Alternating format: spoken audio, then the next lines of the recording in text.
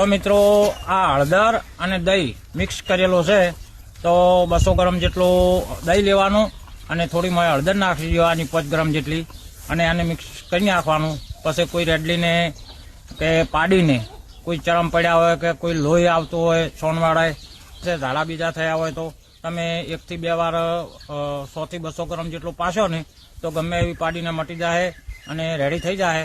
ચરમ હશે તો મરી જાય અને રેડલી કે પાડી કમ્પ્લીટ થઈ જાય. અને મોટું પશુ હોય તો એને 500 ગ્રામ દહીં અને 20 ગ્રામ હળદર અંદર નાખી અને 4 વાર પાવાનું, રોજ 1 વાર, એવા 4 દિવસ પાવાનું.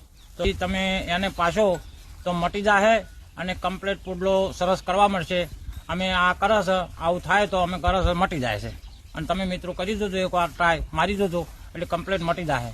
આ દેશી દવા છે, એકદમ સારો ઉપાય છે મિત્રો. તો એ આવી રીતે છે ને રેડલીને પાડીને પી નાખવાનું, એ આવી રીતે મિત્રો પી નાખવાનું.